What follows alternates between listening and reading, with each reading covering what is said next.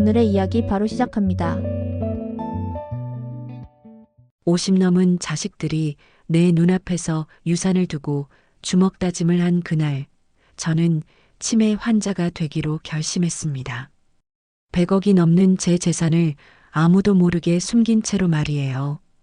불과 일주일 전만 해도 둘째 며느리와 함께 구청, 요가 교실에서 웃으며 운동하던 저로서는 상상도 할 수 없는 차가운 결심이었습니다. 평생 검소하게 살아온 77세 할머니가 자식들 앞에서 연기를 해야 한다니 생각만 해도 가슴이 아팠거든요. 하지만 제 눈앞에서 벌어진 일들은 정말 상상을 초월했어요. 50이 넘은 두 아들이 늙은 엄마 앞에서 재산 때문에 멱살을 잡고 주먹질하는 모습을 본 그 순간 저는 깨달았습니다. 이대로는 안 되겠다고 말이에요. 대체 무엇이 평생 자식들만을 위해 살아온 이 평범한 할머니를 이렇게 독하게 만들었을까요? 여러분, 제가 자식들 집 근처 작은 아파트에서 혼자 지내며 검소한 생활을 하고 있던 그때 말입니다. 매일 아침 6시에 일어나서 라디오 체조를 하고 오후엔 구청 문화센터에서 교양 수업을 들으며 건강 요가를 하는 것이 제 유일한 낙이었어요. 남편을 먼저 보내고 5년째 혼자 지내고 있었지만 그래도 나름 평온한 노후를 보내고 있다고 생각했거든요. 검은색 운동복 한 벌로 1년을 버티고 마트에서 할인하는 것들만 골라 사면서도 그럭저럭 만족하며 살았어요. 자식들한테 부담 주기 싫어서 용돈도 받지 않았고 실제로 돈이 부족하거나 없는 생활도 아니었으니까요. 그런 제게 둘째 아들 민호가 요즘 들어 자주 찾아와서 장사 얘기를 하더라고요. 동네에서 나름 큰 삼겹살집을 운영하고 있다고 자랑스러워했는데 요즘 경기가 어렵다며 한숨을 자주 쉬었어요. 처음엔 그냥 아들이 힘들어하니까 안쓰럽다는 생각뿐이었어요. 엄마는 정말 편하시겠어요. 아무 걱정 없이 요가도 하고 문화센터도 다니고 이런 식으로 말하면서 은근슬쩍 자기 어려운 처지를 토로하더라고요. 그러더니 어느 날 갑자기 제게 이런 말을 하는 거예요. 엄마, 제가 엄마 재산을 미리 상속받을 수 있을까요? 가게 확장 자금이 필요해서요. 엄마는 우리 집에 와서 사시면 되잖아요. 순간 귀를 의심했어요. 7억 정도 되는 이 작은 아파트랑 3억 정도 되는 걸로 아는 제 예금을 달라는 거였거든요. 그것도 상속이라는 말을 쓰면서 말이에요. 살아있는 엄마한테 상속을 받겠다니 이게 무슨 말인가 싶었어요. 더 놀라운 건 그 다음 말이었어요. 형과 동생한테는 말하지 마세요. 제가 엄마를 제일 자주 찾아뵙잖아요.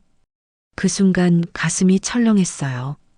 검소하게 혼자 사는 늙은 엄마를 이렇게 생각하고 있었구나 싶어서 말이에요. 자주 찾아온다고 해서 재산을 먼저 가져갈 권리가 있다는 건가요?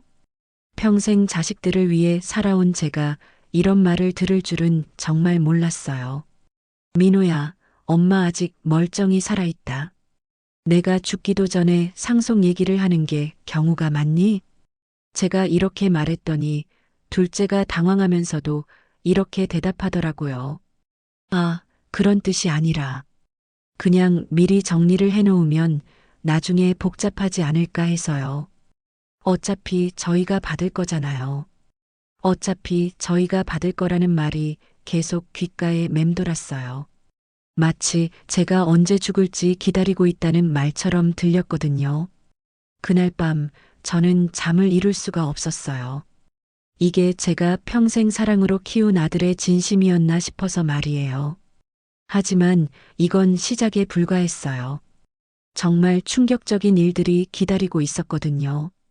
둘째의 요구를 일단 거절했지만 그때부터 본격적인 압박이 시작되더군요. 둘째 며느리까지 나서서 가게 확장비가 필요하다며 사정하기 시작했어요. 처음엔 우회적으로 넌지시 말하더니 나중엔 직접적으로 요구하기 시작했죠. 어머님, 요즘 정말 장사가 안 돼요. 임대료만 한 달에 500만 원인데 재료비에 인건비까지 하면 정말 숨이 막혀요. 이런 식으로 매번 찾아올 때마다 어려운 형편을 늘어놓더라고요. 그러면서 슬금슬금 제 통장 얘기를 꺼내는 거예요. 처음엔 동정심이 생겨서 조금이라도 도와주고 싶었어요. 하지만 둘째의 다음 말을 듣고는 정말 기가 막혔어요. 어차피 엄마 가시고 나면 저희한테 올 돈인데 그냥 지금 나한테 주면 안 돼요? 형은 회사 다니니까 안정적이잖아요. 저는 자영업이라 당장 현금이 필요하다고요. 살아있는 엄마 앞에서 이런 말을 하다니. 그것도 형제끼리 비교하면서 자기가 더 받아야 한다는 식으로 말하다니 말이에요. 그러더니 아예 첫째 아들 민수에게 전화를 걸어서 선언을 해버렸어요. 형, 엄마 재산 내가 다 가져갈게. 내가 더 자주 찾아뵙고 있으니까 당연한 거 아니야? 그 전화를 첫째 며느리 김지영이 들었나 봐요. 발끈하면서 소리를 지르더라고요. 그게 무슨 말이에요? 미쳤어요? 도련님이 뭔데 벌써 재산 분할을 혼자 정해요? 그날부터 가족 톡방이 완전히 난리가 났어요. 첫째는 평소 성격대로 우유부단하게 중재하려 했어요. 차근차근 얘기해보자. 왜 이렇게 성급하게 굴어? 이런 식으로 말이죠. 하지만 첫째 며느리는 달랐어요. 절대 안 돼요. 공평하게 나눠야죠. 혼자 다 가져간다는 게 말이 되세요? 강하게 반발했어요. 둘째도 지지 않고 맞받아쳤죠. 형수님은 왜 나서세요? 이건 형제 간의 문제잖아요. 내가 엄마 모시고 있는데 당연히 더 받아야 하는 거 아니에요? 모신다고요? 어머님 혼자 사시는데 무슨 모신다는 소리예요? 이런 식으로 가족 톡방에서 계속 싸우더라고요.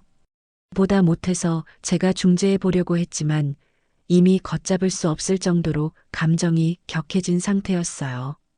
그러다가 결국 첫째와 둘째가 제 작은 거실에서 만나게 됐어요. 처음엔 조용히 대화하는 것 같았는데 점점 목소리가 높아지더라고요. 야, 넌 회사 다니면서 월급도 꼬박꼬박 받잖아. 나는 장사가 안 돼서 정말 힘들다고. 그게 무슨 상관이야? 엄마 재산을 내가 혼자 다 가져간다는 게 말이 되냐? 내가 더 자주 찾아뵙고 있는데 왜 안 돼? 찾아뵙는 거랑 상속이랑 무슨 상관이야? 미쳤나? 그러더니 갑자기 둘째가 첫째 멱살을 잡더라고요. 야, 너 지금 나보고 미쳤다고 했지? 그 순간 첫째도 참지 못하고 둘째를 밀쳐내면서 주먹질이 시작됐어요. 50이 넘은 장성한 두 아들이 늙은 엄마 앞에서 재산 때문에 주먹 다짐을 하는 모습을 보는 기분이 어떨지 상상이나 하시겠어요? 그만해. 그만하라고. 제가 아무리 소리쳐도 두 아들은 서로 붙잡고 계속 싸웠어요. 그 순간 정말 세상이 무너지는 것 같았어요. 이런 모습을 보려고 평생 자식들을 키웠나 싶어서 말이에요. 결국 제가 울면서 말려서 겨우 떨어뜨렸지만 두 아들 모두 얼굴에 상처가 나고 옷이 찢어진 상태였어요. 그런 모습으로도 서로를 노려보며 악담을 퍼붓더라고요. 그날 밤 저는 혼자 눈물을 흘렸어요. 그리고 많은 생각을 할 수밖에 없었어요. 평생 바란 건 자식들이 서로 사랑하며 화목하게 사는 것이었는데 제 눈앞에서 두 아들이 멱살 잡고 싸우는 걸 보니까 정말 가슴이 찢어지는 것 같았거든요. 남편이 살아있을 때 자주 했던 말이 생각났어요. 여보, 우리 애들은 참 착해. 서로 우애도 좋고 효자들이야. 그때의 남편 얼굴이 떠오르니까 더욱 서러웠어요. 지금 이 꼴을 보면 뭐라고 할까요? 돈이 없어서 못 도와주는 게 아니었어요. 사실 저한테는 자식들이 전혀 모르는 재산이 있었거든요.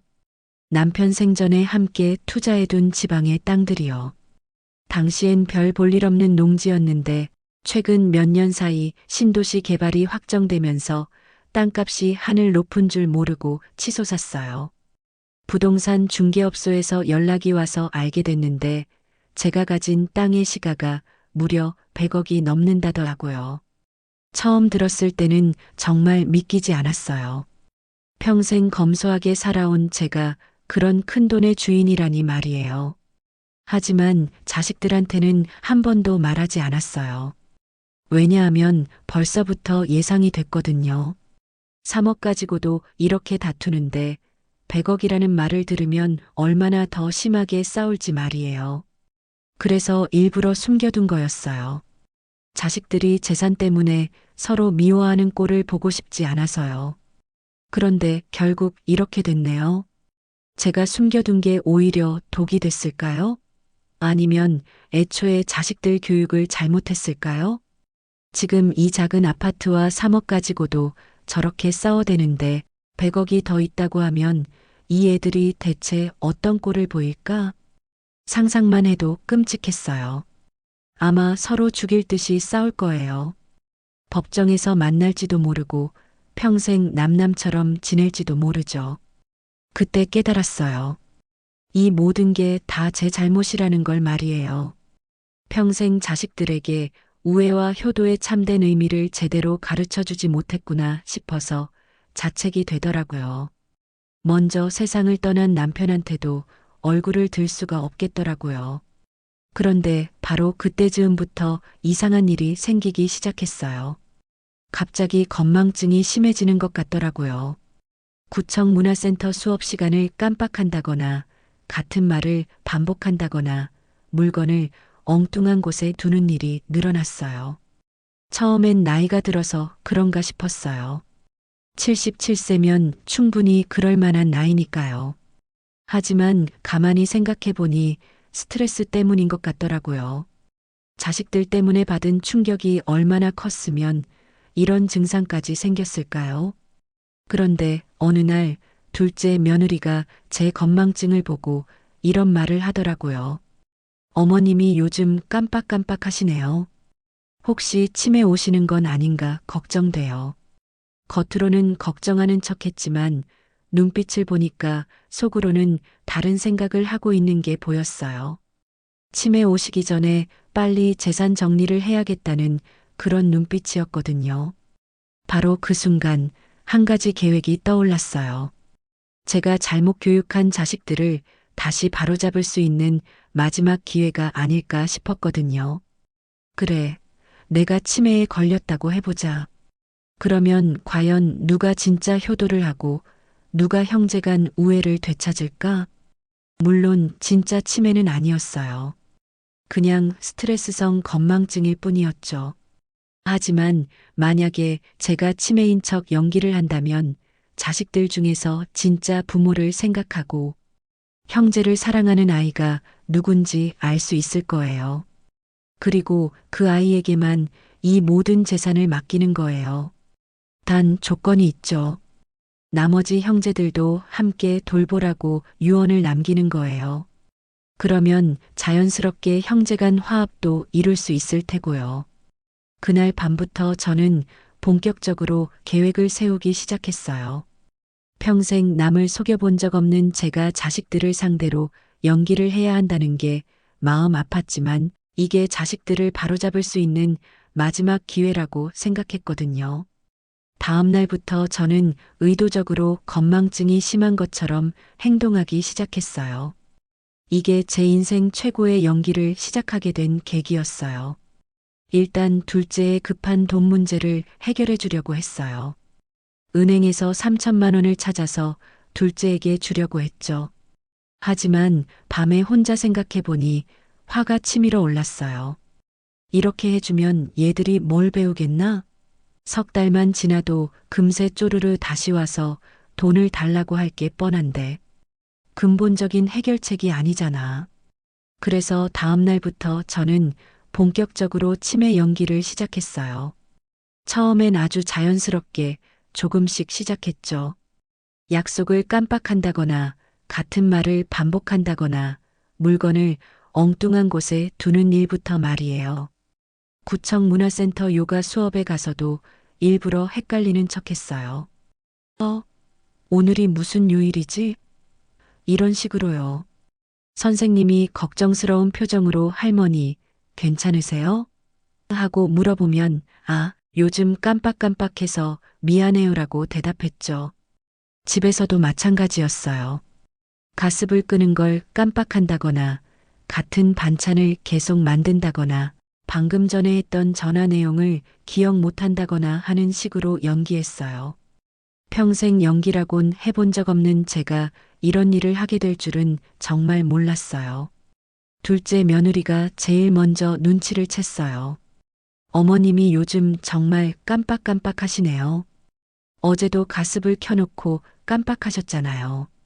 겉으로는 걱정하는 척 했지만 저는 그 눈빛을 놓치지 않았어요. 이러다가 정말 치매 오시는 거 아니야? 그럼 빨리 재산 정리를 해야 하는데. 이런 생각이 눈에서 훤히 보이더라고요. 둘째 민호도 마찬가지였어요. 제가 며칠 전에 했던 얘기를 기억 못한다고 하니까 처음엔 엄마 괜찮으세요? 라고 걱정하는 척 했어요. 하지만 금세 이런 말을 하더라고요. 엄마, 혹시 치매 검사 한번 받아보실까요? 요즘 워낙 깜빡거리시니까요. 그러면서 슬금슬금 재산 얘기를 꺼내기 시작했어요. 엄마, 만약에 정말 치매가 오시면 재산 관리가 어려우실 텐데 미리 정리해 놓는 게 좋지 않을까요? 이런 식으로 말이에요. 벌써부터 재산 관리권을 넘겨받으려는 속셈이 뻔히 보였어요. 첫째 민수는 처음엔 별로 관심이 없는 것 같았어요. 가끔 안부 전화를 걸어와도 엄마 건강하시죠? 이 정도로만 물어봤거든요. 하지만 둘째가 제 치매 얘기를 했나 봐요. 그때부터 갑자기 자주 연락하기 시작했어요. 엄마, 요즘 어떠세요? 민호가 말하는데 좀 깜빡거리신다고 하던데. 첫째 며느리 김지영은 더 직설적이었어요. 어느 날 갑자기 찾아와서는 이런 말을 하더라고요. 어머님, 정말 치매 검사를 받아보세요. 그리고 만약 그런 거라면 재산 관리를 누가 할지 미리 정해놔야 해요. 도련님이 혼자 다 가져가겠다고 하는데 그럼 안 되죠. 보세요. 결국 재산 얘기로 귀결되는 거예요.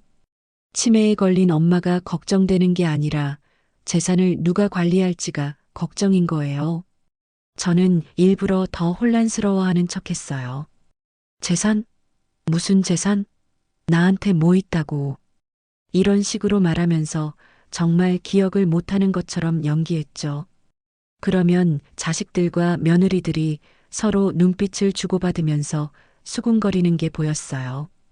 가장 충격적이었던 건 막내딸 민정이에요.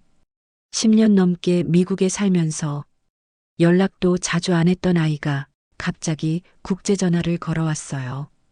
엄마, 오빠들이 엄마 치매 걸렸다고 하던데 정말이에요?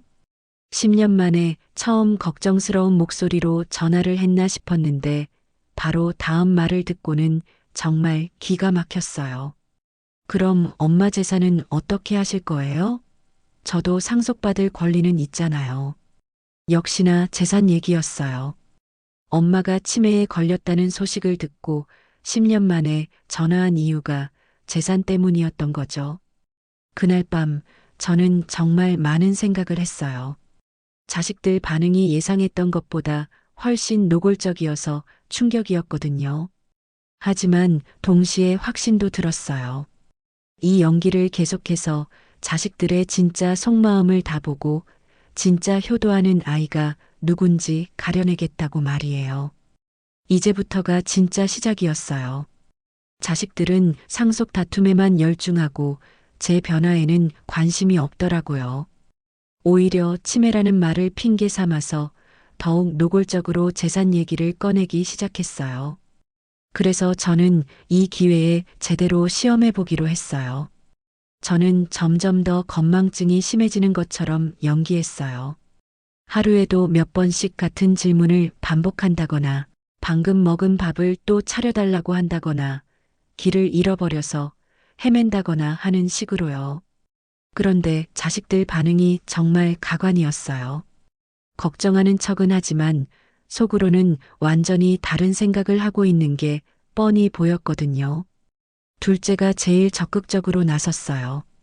형, 엄마가 치매 오시는 것 같은데 빨리 재산 정리하자. 나중에 더 심해지면 아무것도 못하잖아.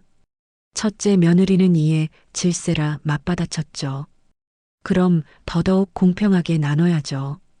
어머님 정신이 흐릿한 틈을 타서 혼자 다 가져가려고 하면 안 되는 거예요. 보세요. 둘 다 제 앞에서는 걱정하는 척 하면서도 뒤에서는 이런 얘기를 하고 있었던 거예요. 저는 일부러 더 혼란스러워하는 척 하면서 그들의 대화를 다 들었어요. 가장 충격적이었던 건 둘째가 저를 병원에 데려가겠다고 나선 것이었어요. 겉으로는 걱정해서 그러는 것처럼 했지만 진짜 목적은 따로 있었죠. 엄마, 치매 검사 받으러 가요. 그래야 앞으로 어떻게 할지 계획을 세우지 않겠어요? 병원에 가는 길에 둘째가 슬금슬금 이런 말을 하더라고요. 엄마, 만약에 정말 치매라면 재산 관리를 누가 해야 할까요? 형은 회사 일로 바쁘니까 제가 하는 게 좋을 것 같은데. 저는 일부러 헷갈리는 척 하면서 대답했어요. 재산? 뭔 재산? 우리가 뭐 있다고. 그러자 둘째가 조심스럽게 말하더라고요. 엄마, 지금 사는 아파트랑 그리고 통장에 돈 들어 있는 거 다 알아요. 3억 정도 있잖아요. 아, 그게 있었나? 그럼 내가 관리하면 되겠네. 이렇게 말하는 순간 둘째 얼굴에 환한 미소가 퍼졌어요. 마치 복권에 당첨된 것처럼 기뻐하더라고요. 하지만 집에 돌아오니까 첫째 며느리가 벌써 기다리고 있었어요. 둘째가 저를 병원에 데려간 사이에 무슨 일이 있었는지 알아보려고 온 거죠. 어머님, 병원에서 뭐라고 하셨어요? 정말 치매인가요? 저는 일부러 혼란스러워하는 척했어요. 병원? 언제 병원에 갔지? 아, 맞다. 민호가 데려갔었나? 첫째 며느리가 더욱 다급해하면서 물어보더라고요. 그래서 재산 관리는 어떻게 하기로 하셨어요? 민호가 혼자 다 맡겠다고 했다면서요? 재산 관리? 글쎄, 기억이 안 나는구나. 그러자 첫째 며느리가 좀 더 적극적으로 나서기 시작했어요. 어머님, 그건 안 돼요. 공평하게 해야죠. 그리고 민수가 장남인데 왜 도련님이 어머님 재산을 관리해요? 곧이어 막내딸 민정이가 갑자기 한국에 들어왔어요. 오빠들, 엄마 재산 어떻게 할 거야? 나도 몫이 있어. 10년 만에 처음 관심 보이는 게 재산이더군요. 그것도 치매 걸린 엄마 걱정은 뒷전이고 재산부터 챙기려고 하다니요. 첫째가 당황하면서 말하더라고요. 민정아, 갑자기 왜 이래? 엄마가 아프신데. 아프면 더 빨리 정리해야 하는 거 아니야? 나중에 더 심해지면 어떻게 할 거야? 이런 대화를 듣고 있자니 정말 기가 막혔어요. 세 남매가 모두 똑같더라고요. 엄마 걱정은 뒷전이고 재산부터 챙기려고 하는 게 말이에요. 그래서 저는 더 큰 시험을 해보기로 했어요. 어느 날 저녁 세 남매가 모두 모인 자리에서 일부러 이런 말을 해봤어요. 요즘 머리가 흐릿해서 뭐가 뭔지 모르겠구나. 그냥 민호한테 다 맡기면 안 될까? 그 순간 첫째와 막내딸의 표정이 확 변했어요. 둘째만 혼자 좋아하고 있고요. 첫째 며느리가 바로 반박했어요. 그건 안 되죠, 어머님. 공평하게 나눠야 해요. 막내딸도 전화로 소리를 지르더라고요. 뭐야? 왜 둘째 오빠만? 나는 뭐가 돼? 그날 밤부터 정말 전쟁이 시작됐어요. 세 남매가 서로 자기가 더 많이 받을 권리가 있다고 주장하면서 싸우기 시작한 거예요. 보고 있자니 정말 한심했어요. 치매 걸린 엄마는 안중에도 없고 오직 재산만 생각하고 있으니까요. 하지만 동시에 확신도 들었어요. 이제 진짜 승부를 볼 때가 됐다고 말이에요. 드디어 삼남매가 모두 모인 가족회의가 열렸어요. 막내딸 민정이 10년 만에 한국에 돌아온 거였어요. 물론 엄마를 보러 온 게 아니라 재산 분할을 위해서 온 거였지만요.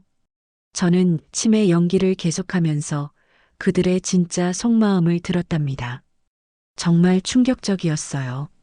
제 작은 거실에 세 남매와 며느리들이 모두 앉아 있는 모습을 보니 예전에 명절 때 화목하게 모여 있던 모습이 떠올랐어요. 그때는 정말 행복했는데 지금은 완전히 달라져 있더라고요. 첫째 민수가 회의를 시작했어요. 자, 그럼 엄마 상황에 대해서 얘기해 보자. 병원에서는 뭐라고 했어? 둘째 민호가 대답했어요. 초기 치매 의심된다고 했어. 그래서 재산 관리를 누가 할지 정해야 한다고. 저는 일부러 혼란스러워하는 척하면서 중얼거렸어요. 재산? 우리가 뭐 있다고. 그냥 조금 있는 거 아니야? 그러자 막내딸 민정이 바로 끼어들었어요. 엄마, 10억이면 적은 돈이 아니에요. 제대로 정리해야죠. 세 남매는 서로 자기 주장을 펼치기 시작했어요. 둘째는 내가 모시고 있으니 더 받아야지. 그동안 얼마나 고생했는데. 첫째 며느리는 돌본 거 따로, 상속 따로예요. 장남은 50%니까 공평하게 나눠야 해요. 막내는 나도 똑같이 받을 권리 있어. 멀리 있다고 해서 권리가 없어지는 건 아니잖아. 이런 대화를 들으면서 정말 가슴이 아팠어요. 치매 걸린 엄마 앞에서 이렇게 노골적으로 재산 얘기를 하다니요. 그런데 더 충격적인 건 그들이 서로에게 하는 말이었어요. 둘째가 첫째한테 형은 그동안 뭐 했어? 나 혼자 엄마 챙겼잖아. 첫째가 둘째한테 챙겼다고? 엄마 혼자 사시는데 무슨 챙긴다는 소리야? 막내가 오빠들한테 나는 미국에서 돈 벌어서 송금도 했어. 그것도 효도 아니야? 이런 식으로 서로를 공격하더라고요. 보고 있자니 정말 한심했어요. 그래서 저는 더 큰 충격을 주기로 했어요. 갑자기 정신이 또렷해지는 것처럼 연기하면서 이렇게 말했어요. 잠깐, 너희들 지금 뭐 하는 거야? 세 남매가 모두 깜짝 놀라면서 저를 쳐다봤어요. 엄마, 괜찮으세요? 갑자기 왜 그러세요? 괜찮기는 뭐가 괜찮아. 너희들이 내 앞에서 내 재산 가지고 싸우는 걸 보고 있으면 괜찮겠어? 그러자 자식들이 당황하기 시작했어요. 엄마, 우리가 싸운 게 아니라 정리하려고. 정리? 정리가 저런 식으로 하는 거야? 서로 더 많이 가지려고 으르렁거리면서 그때 저는 평생 숨겨두었던 폭탄을 터뜨렸어요. 정리를 하려면 똑바로 알아야지. 이 어미 앞으로 재산은 100억 정도 된다. 그러니까 10억이 아니라 100억 이상이다. 순간 거실이 조용해졌어요. 세 남매의 표정이 순간 얼어붙더라고요. 마치 시간이 멈춘 것 같았어요. 첫째가 제일 먼저 입을 열었어요. 엄마, 뭐라고 하셨어요? 100억이라고요? 맞아. 너희 아버지랑 투자했던 지방 땅들이 신도시 개발로 100억이 넘게 올랐어. 둘째가 입을 다물지 못하면서 물어봤어요. 그럼 왜 지금까지 말씀 안 하셨어요? 왜겠어? 너희들이 이런 식으로 다툴 걸 알았으니까. 10억 가지고도 이렇게 싸우는데 100억이라고 하면 어떻게 될지 뻔하잖아. 막내딸이 소리쳤어요. 100억이요? 정말이에요? 그래, 정말이야. 그런데 너희들 반응 보니까 내 걱정이 맞았구나. 그 순간부터 분위기가 완전히 달라졌어요. 세 남매의 눈빛이 변했거든요. 3억대는 그래도 조심스럽게 얘기했는데 100억이라는 말을 듣는 순간 완전히 달라졌어요. 첫째 며느리가 제일 먼저 계산기를 꺼내더라고요. 110억의 50%면 장남에겐 55억 정도네요. 둘째가 바로 반박했어요. 아니야, 나는 그동안 엄마 모셨으니까 더 받아야 해. 최소 내가 80억은 받아야지. 막내도 지지 않고 소리쳤어요. 말도 안 돼. 법정 상속으로 가면 똑같이 나눠야 해.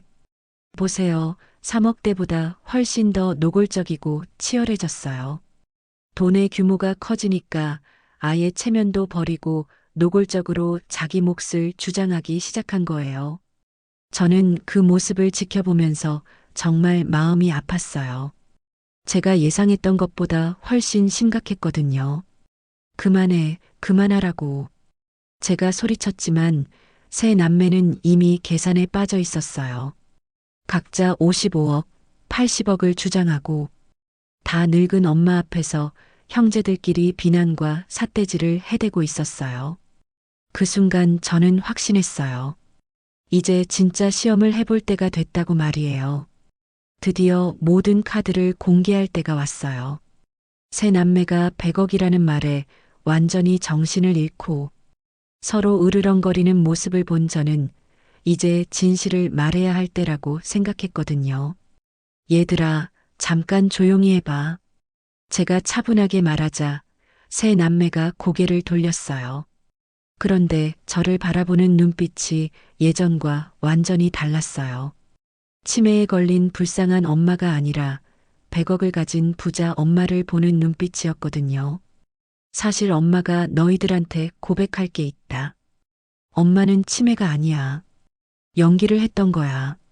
순간 거실이 쥐 죽은 듯 조용해졌어요. 세 남매 모두 무슨 말인지 이해하지 못하는 표정이었죠. 둘째가 제일 먼저 반응했어요. 연기요? 무슨 말씀이에요? 말 그대로야. 너희들이 재산 때문에 싸우는 걸 보고 너무 마음이 아파서 일부러 치매인 척 연기를 한 거야. 너희들 속마음을 확실히 알아보려고. 막내딸이 비명을 질렀어요. 그럼 지금까지 우리를 속이신 거예요? 속인 게 아니라 시험한 거지.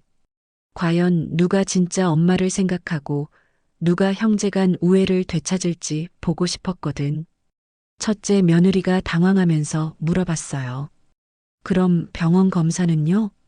의사가 치매 의심된다고. 그것도 엄마가 일부러 그런 증상을 보인 거야. 77년을 살아오면서 연기는 처음 해봤는데 의외로 잘 되더라. 세 남매는 아직도 상황을 파악하지 못하고 있었어요. 그도 그럴 게 평생 진실하게 살아온 엄마가 갑자기 연기를 했다고 하니 믿기지 않았을 거예요. 그래서 저는 더 자세히 설명해 줬어요. 지방에 있는 부동산들을 모두 공개할게. 신도시 개발로 정말 100억 상당이 됐어.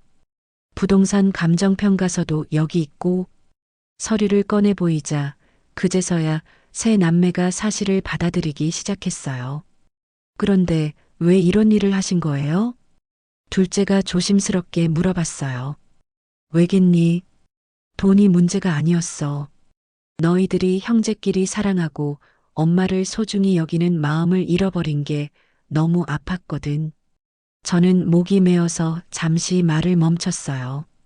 엄마가 평생 바란 건 너희들이 우애 있게 지내며 부모를 공경하는 것이었는데 살아있는 엄마보다 죽은 후 재산이 더 소중하다는 게 이렇게 서러울 줄 몰랐어. 그때 저는 가장 중요한 얘기를 꺼냈어요. 그래서 이미 신탁회사와 계약을 체결해뒀어. 첫째가 깜짝 놀라서 물어봤어요. 신탁 계약이요? 응. 엄마가 유언으로 지정한 자녀 1인에게만 수익권을 상속한다는 조건으로. 세 남매의 표정이 다시 긴장으로 바뀌었어요. 그럼 누구한테 주실 거예요? 둘째가 떨리는 목소리로 물어봤어요. 그건 아직 정하지 않았어. 지금부터 지켜볼 거거든. 진짜 형제간 우애를 되찾고 진짜 효도를 하는 아이가 누군지 말이야. 막내딸이 다급하게 물어봤어요. 그럼 언제까지요? 엄마가 정할 거야. 언제 누구한테 줄지는 엄마 마음이야. 그 순간 저는 또 하나의 조건을 추가했어요. 단 조건이 있어. 재산을 받는 아이는 나머지 형제들도 함께 돌봐야 해. 그게 엄마 유언이 될 거거든. 세 남매는 서로를 바라보면서 무슨 생각을 하고 있는지 눈에 보였어요. 어떻게 하면 엄마 마음에 들 수 있을까? 이런 계산을 하고 있는 게 뻔했거든요. 하지만 저는 마지막으로 이렇게 말했어요. 착각하지 마. 엄마는 77년을 살아왔어. 진심인지 가식인지 금방 알 수 있어. 그러니까 꾀부리지 말고 진짜 마음으로 해. 그리고 가장 중요한 마지막 경고를 덧붙였어요. 그리고 하나 더 알아둬. 만약에 너희 셋 중에 제대로 깨우친 아이가 없다면 엄마는 이 모든 신탁 자산의 수익권을 공익단체에 넘겨주고 죽을 마음이야. 그렇게 알아라. 진실을 안 자식들의 반응은 정말 다양했어요. 처음엔 당황하고 화를 내기도 했지만 시간이 지나면서 조금씩 달라지기 시작했거든요. 가장 먼저 변한 건 둘째 민호였어요. 그동안 자기가 엄마를 모시고 있다는 이유로 더 많은 재산을 요구했던 아이가 갑자기 찾아와서 무릎을 꿇고 사과하더라고요. 엄마, 정말 죄송해요. 제가 너무 욕심을 부렸어요. 눈물까지 흘리면서 진심으로 뉘우치는 모습이었어요. 하지만 저는 쉽게 용서해주지 않았어요. 진짜 마음에서 우러나온 건지 아니면 재산 때문에 연기하는 건지 지켜봐야 했거든요. 민호야, 말로만 미안하다고 해서 되는 일이 아니야. 앞으로 어떻게 행동하는지 보자. 그 다음엔 첫째 며느리 김지영이 찾아왔어요. 그동안 가장 강하게 반발했던 사람이었는데 이번엔 완전히 달라진 모습이었어요. 어머님, 죄송합니다. 제가 너무 계산적이었어요. 어머님의 지혜를 이제야 깨달았어요. 며느리로서는 용기 내기 어려운 사과였을 거예요.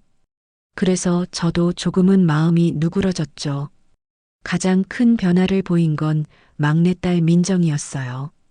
10년 만에 한국에 돌아온 것도 재산 때문이었는데 진실을 듣고 나서는 완전히 달라졌어요.